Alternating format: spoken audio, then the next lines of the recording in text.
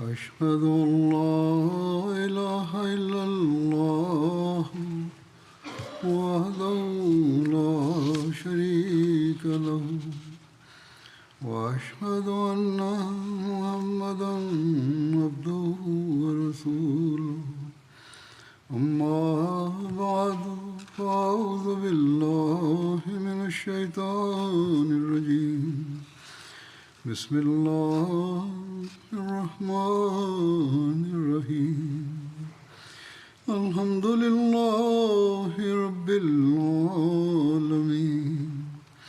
الرحمن الرحيم مالك يوم الدين إياك نعبد وإياك نستعين اهدنا الصراط المستقيم صراط الذين أنعمت عليهم غير المغضوب عليهم ولا الضالين. Днес ще спомена някои събития, които са се случили по времето на Хазрат Мухаммад салалаху алейхи ва салям.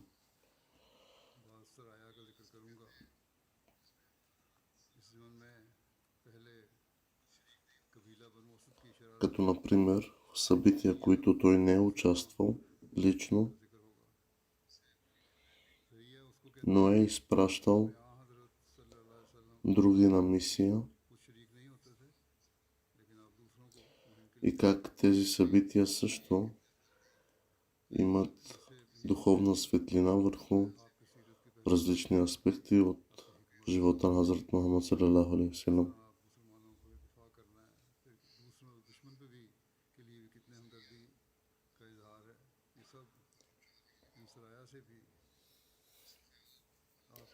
Това се е случило през 4 хиджри.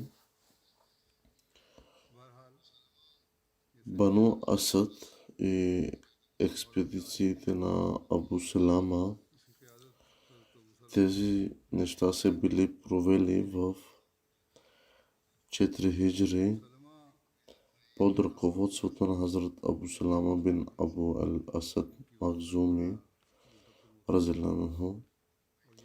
Той също бе братовчет на светия пророк салалаху алейхи ва салям и Хазрат Умме Салама разиланаху.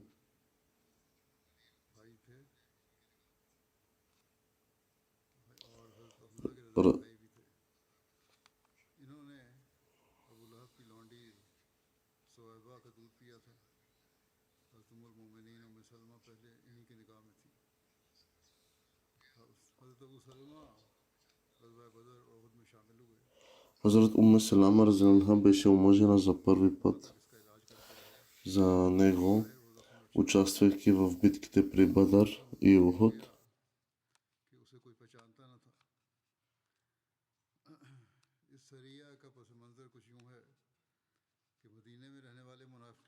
но веднъж той беше ранен в битката при Ухуд и раната, която бе лекувана около месец, бе зараснала.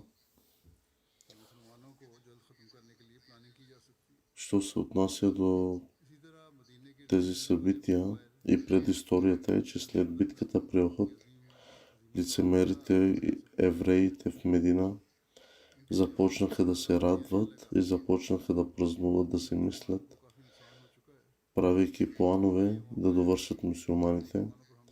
Същото започна да се случва и с други племена в околните райони, които смятаха, че би било добра идея да атакуват мюсюлманите.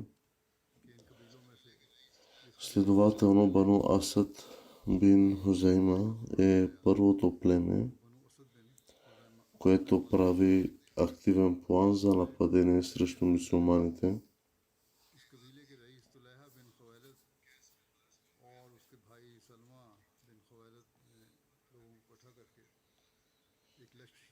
Въпреки че беше предупреден да не предприема атака,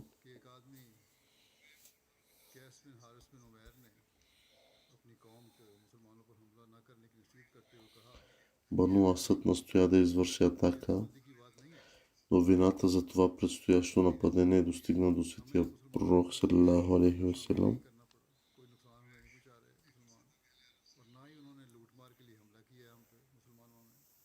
след което той реши, че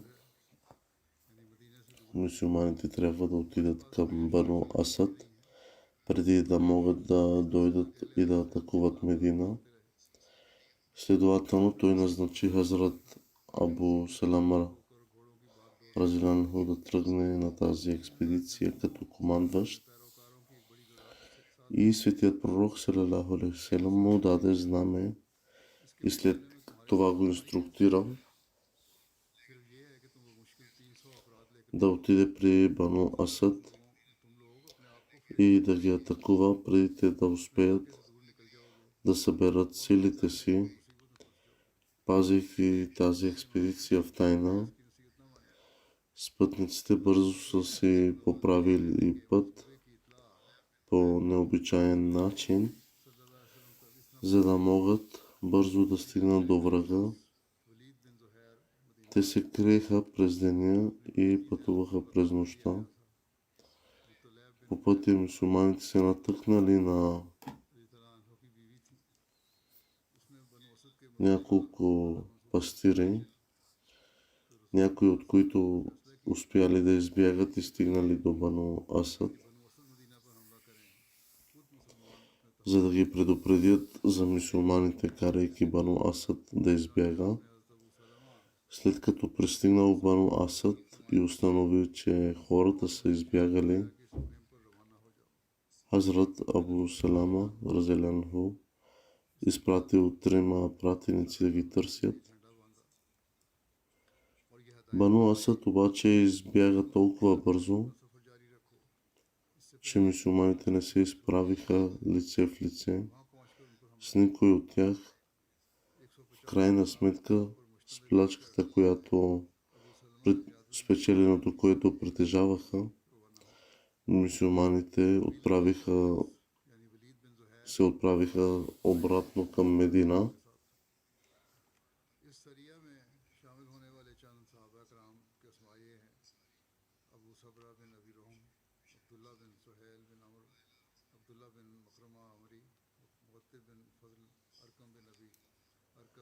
Записано е, че тази експедиция е продължила около 10 дни. При завръщането си, раната на Хазрат Абу Салама разиланху, получена в Ухуд, се отворила отново и по-късно същата година той починал.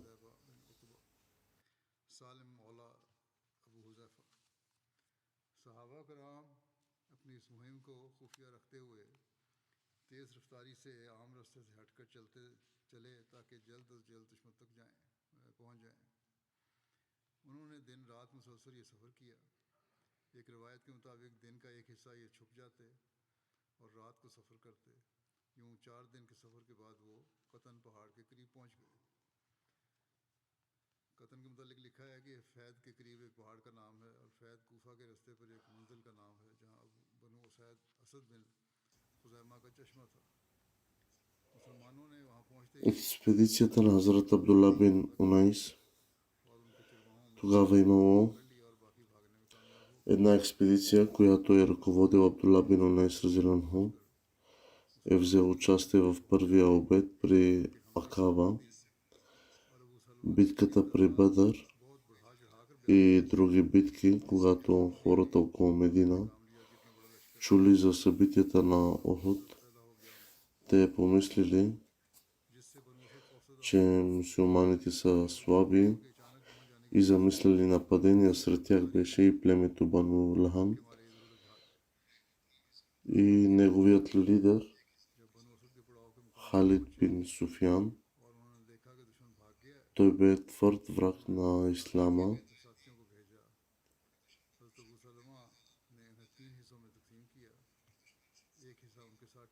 Той подготвяше армия, докато подбуждаше хората срещу ислама, Когато светият пророк салалаху алейхи васелам научил за тази армия, той взел много мъдро решение и вместо да формира армия, която да се бие срещу Суфиян и да има кръвопролития от двете страни, той измислил мъдър план, чрез което утешил тази заплаха. Затова той избрал смел сподвижник Хазрат Абдулла бин Унайс разиланху.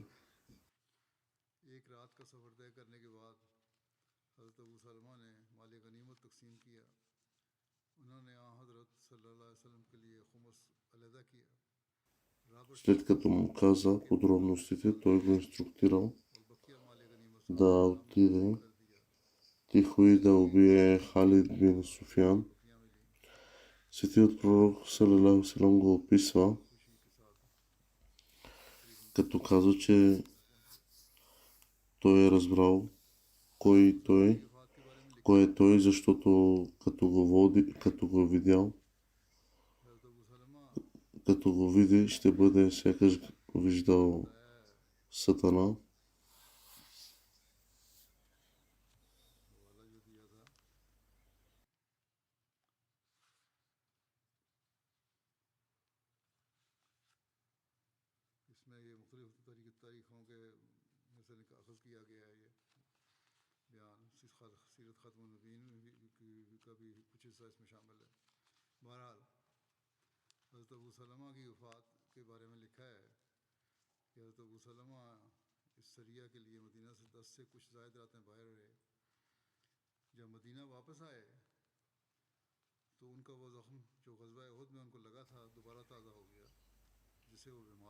След като стигнал до него, Халид бин Суфиян попитал кой е той и Абдулла бин Унайс разиланху казал, че желае да се присъедини към неговата армия. И така той го придружавал известно време и накрая, когато влезе в палатката си, той повикал Абдулла бин Унайс да седне до него. Накрая през нощта, когато всички останали бяха заспали, Хазрат Абдулла бин Унайс разиланху го убил.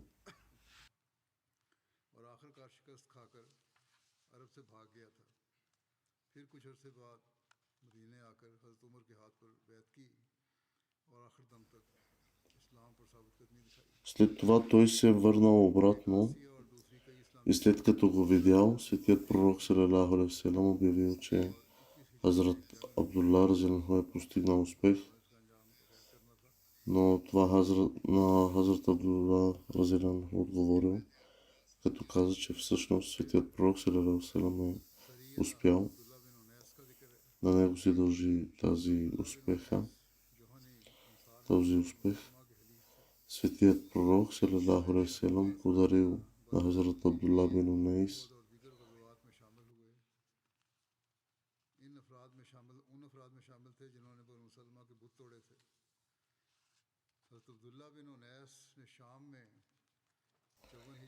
един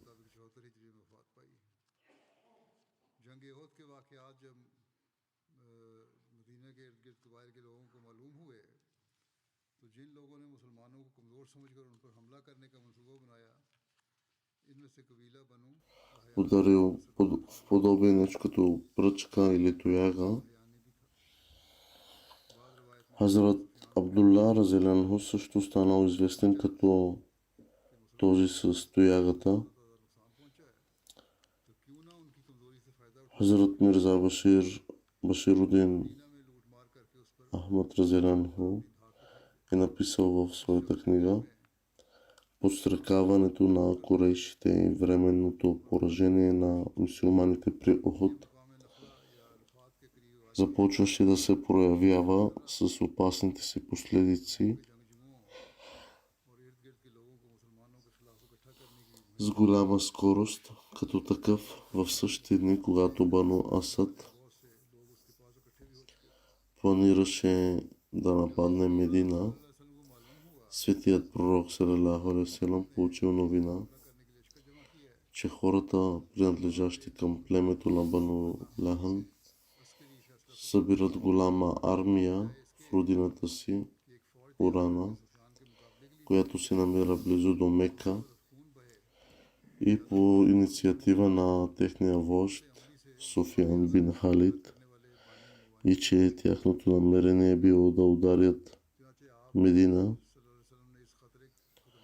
Светият пророк салалаху алейхи ва салям, който бе изключително мъдър и добре запознат със състоянието на различните арабски племена, както и със силата и влиянието на техните вождове, разбра веднага след получаването на тази новина, че цялата тази нередност и безредици са по дело на Суфиян бин Халид, началник на Бану Лахан, и че ако неговият човек бъде премахнат от уравнението, Бану Лахан не може да се осмели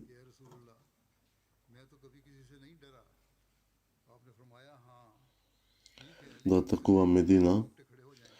Светият пророк салалаху алейхи ва салям също знаел, че в момента, освен Суфиян, нямаше никой друг, който да притежава достатъчно влияние в това племе, за да ръководи такова движение.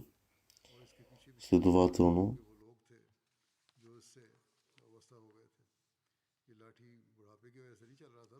като се има в предвид, че ако контингент бъде изпратен да се съпротивлява на Бану Лахан, това не само би причинило на бедните мюсюлмани допълнително финансово бреме, но също така и вероятно този план на действие да отвори вратата за по-нататъчно насилие и кръвопролития. Затова светият пророк салалаху алейхи ва салям предложил един човек да отиде и при намиране на възможност да убие Суфиян бин Халид, който е бил коренът на тези безредици. Следователно, светият пророк салалаху алейхи ва салям изпратил Абдулла бин Анис Ансари разелянху, и тъй като Абдулла никога не е виждал Суфиян преди това, светият пророк салалаху алейхи ва салям лично описал фигурата на Суфиян и така нататък на Абдулла разелянху. Накрая светият пророк салалаху алейхи ва салям казал, че останете на щрек. Суфиян е въплъщение на Сатана. Като такъв Абдулла бин Анис много умело достигна до лагера на Бану Лахан, с който е бил ангажиран усърдно в тази подготовка да ударят Медина, и намери възможност през нощта и сложи край на Суфиян.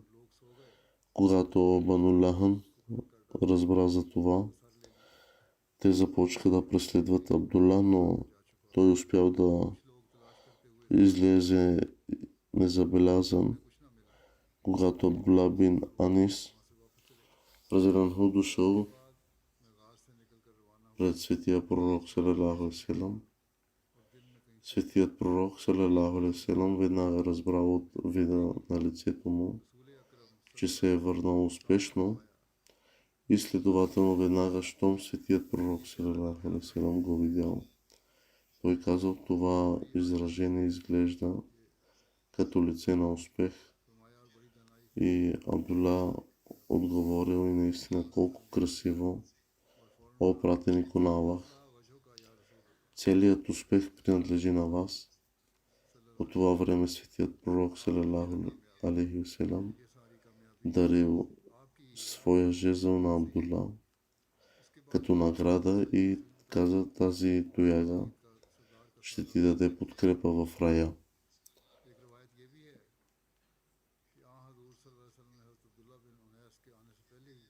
Абдулла разелянху пазеше този благословен жезъл с огромна любов и искреност и след смъртта си поиска той да бъде погребан с него.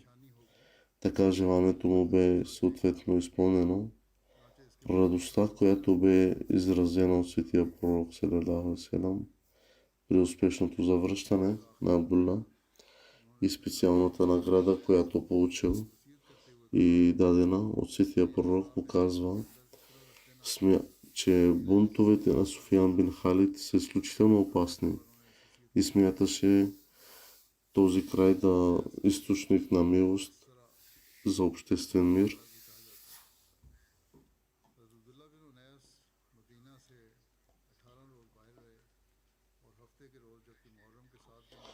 Хазрат Мирза Баширудин Махмуд разияллаху е написал, че противниците на исляма отправят твърдението, че светият пророк салалаху алейхи ва салям е нарушил мира, да пази Бог, и че е убил хора. Но въпреки това светият пророк се интересуваше толкова дълбоко от човешкия живот, че за да спаси живота дори на тези, които принадлежаха към противниковото племе от враговете, той измислил план, според който би било добре да се сложи край на един такъв човек, така че другите хора и животи на хората да могат да бъдат спасени. Това бе степента на състрадание, което имаше светият пророк салалаху алейхи ва салям. Тези дни под извинението, че искат да убият някои души, светът убива невинни деца, жени и възрастни. Каза, че това е вторичен продукт на войната и въпреки това светият пророк салалаху алейхи ва салям дори по време на войни каза, че не трябва да бъдат убивани деца, жени и възрастни, дори по религиозни причини и религиозни водачи, които не са пряко замесени в битките и в тези вреди. Това е примерът на светия пророк салалаху алейхи ва салям и ученията на исляма.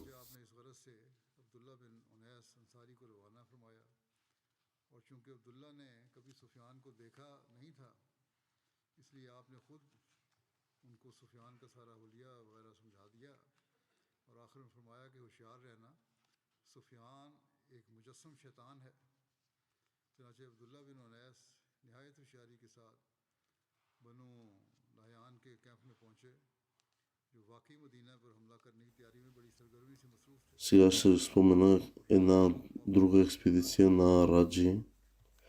Раджи бе извор, принадлежащ на Бану Хузейл. Сега е известен като Батия и се намира на 70 мили от Медина.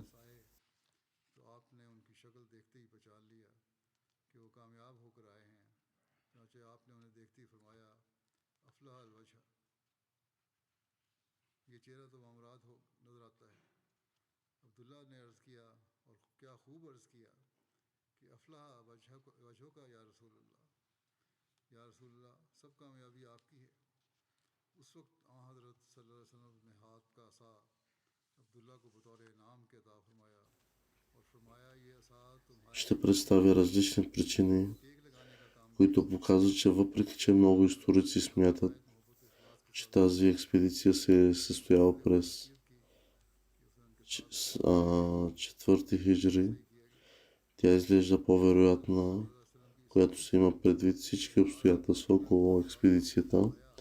Състояла се в последните дни на Шавал, 3 хиджри, но все пак Аллах знае най-добре.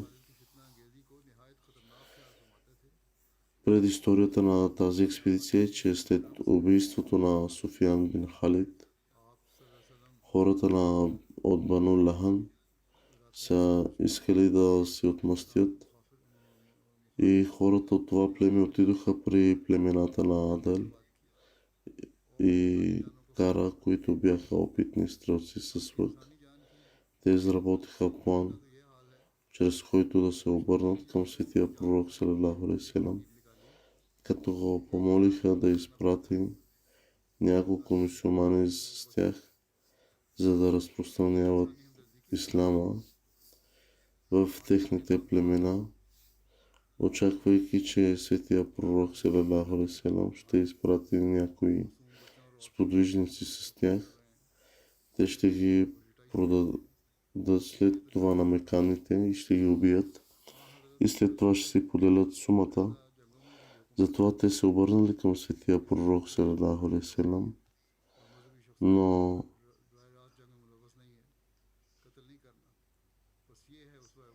в същото време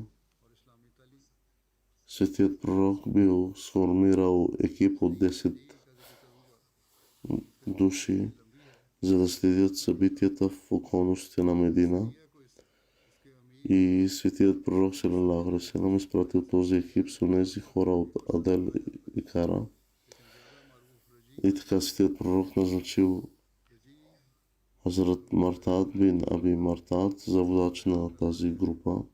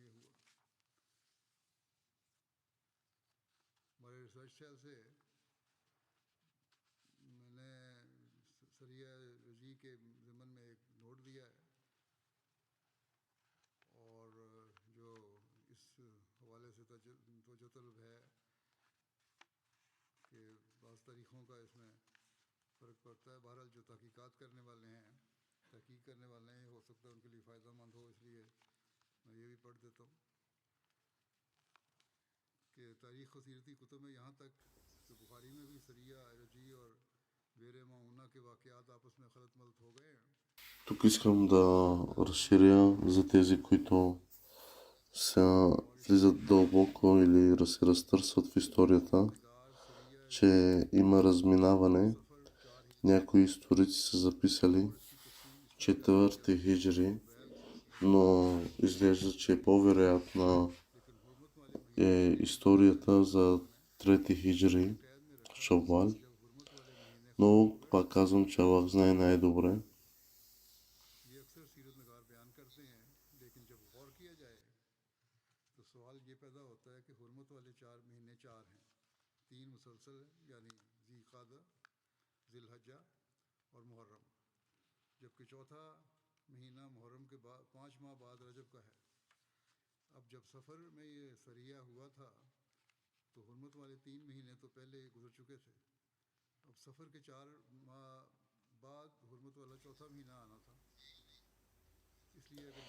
Затова тук искам да разясня, че тези месеци не са били на хурмат, т.е. на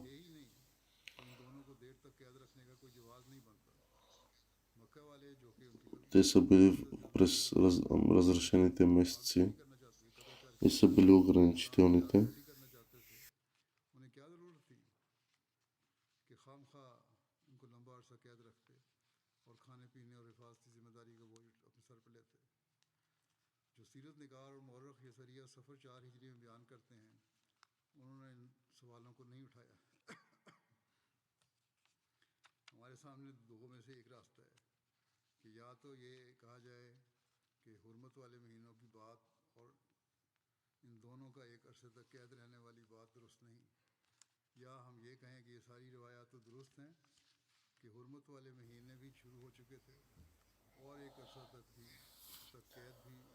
Но тези историци, които записват и са записали тези обстоятелства, все пак са малко и това е трудно за доказване, че през коя година и кой месец са се случили конкретно тези неща.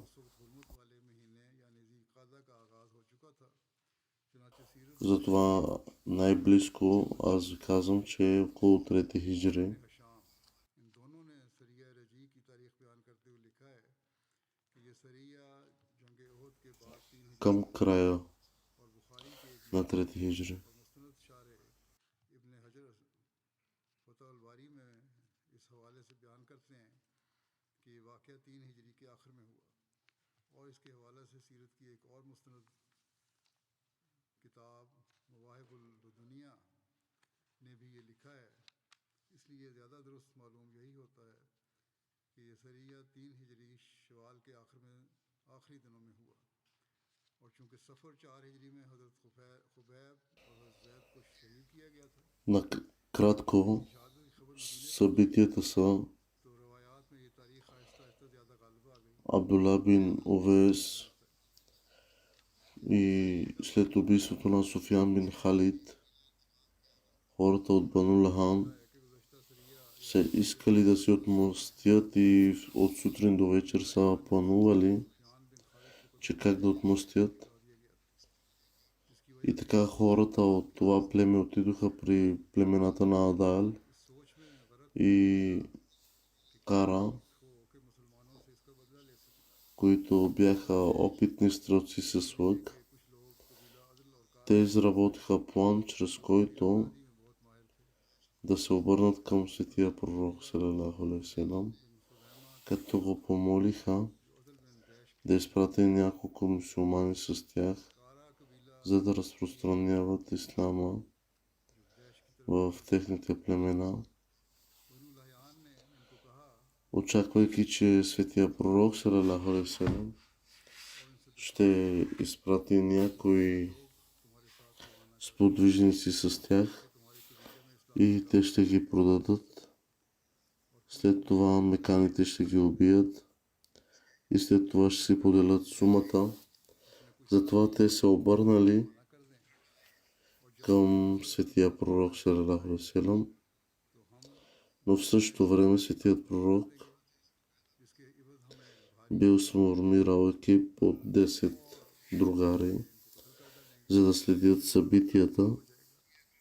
और इस माल दौलत में तुम लोगों को भी हम एक हिस्सा देंगे।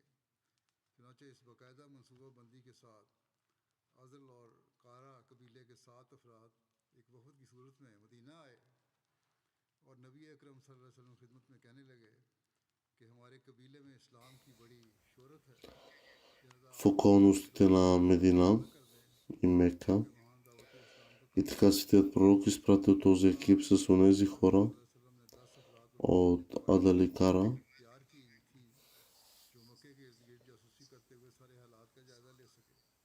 अब जब ये वफद आया в други събития е записано, че светият пророк е изпратил 7 души, एक रिवायत के докато Ибн Исаак е споменал, че той е изпратил 10 души. 7 आदमी भेजे थे। इब्न शाम ने लिखा है И в Сахих Бухари е споменато за 10 души. जबकि इब्न साद ने बयान किया है कि वो 10 थे और इनमें से 7 के नाम बयान किए हैं। सही बुखारी में 10 अफराद का जिक्र है। सीरत की अक्सर कुतुब में भी 10 सहाबा का जिक्र है। Някой каза, че светият пророк е назначил Хазрат Мартад бин Аби Мартад за водач на тази група. बाद में कहा कि मरसद बिन अबी मरसद गनवी को अमीर बनाया। हज़रत मुस्लिम बयान करते हैं कि हिजरत के चौथे साल अरब के 2 कबाइल अज़ल और कारा ने अपने नुमाइंदे यहाँ हज़रत सल्लल्लाहु अलैहि वसल्लम Хазрат Муслим Ауд е написал в своята книга, कि हमारे कबाइल में बहुत से आदमी इस्लाम की तरफ че тези обстоятелства, които светият пророк е направил, कुछ आदमी जो е ги е направил относно заради ислама, за да запази ученията на ислама. दरअसल ये एक साजिश थी जो इस्लाम И के दुश्मन тези сподвижници бяха представители на ислама. और इनका मकसद ये था कि जब ये नुमाइंदे मुसलमानों को लेकर आएंगे, ये नुमाइंदे मुसलमानों ये जो भेजा था इन्होंने वफद, ये मुसलमानों को लेकर जब आएंगे तो वो उनको कत्ल करके अपने रईस सुफियान बिन खालिद का बदला लेंगे। चुनाचे उन्होंने अज़ल और कारा के नुमाइंदों को इस गरज से कि वो चंद मुसलमानों को अपने साथ ले आए, इनाम के बड़े बड़े वादे देकर हज़रत सल्लल्लाहु अलैहि वसल्लम की खिदमत में भेजा। जब अज़ल और कारा के Ще спомена събития в следващата си проповед, иншалла. तो आपने उनको Днес отново искам да направя призив за молитви मुसलमानों को उनके साथ कर за ахмадите, които са затворени в Йемен, रसूल की तालीम पे особено за националния президент на спомагателната организация на жените в Ахмадия. Тя е задържана при много трудни обстоятелства, както и други. Нека Аллах осигури средства за освобождаването им. Също призовавам за молитви за тези ахмади, които са затворени в Пакистан, за да могат да бъдат освободени, и продължете молитвите за палестинците, които изглежда, че условията се подобряват, в крайна сметка се влошават, но израелското правителство действа много упорито. Нека Аллах да спаси палестинците и останалите от жестокостта и да даде възможност на мюсюлманите да влезнат в своята роля. Амин. उनको उनके जुल्म से निजात दिलवाए जल्दी, और मुसलमानों को भी अपना हक अदा करने की तौफीक अता फरमाए।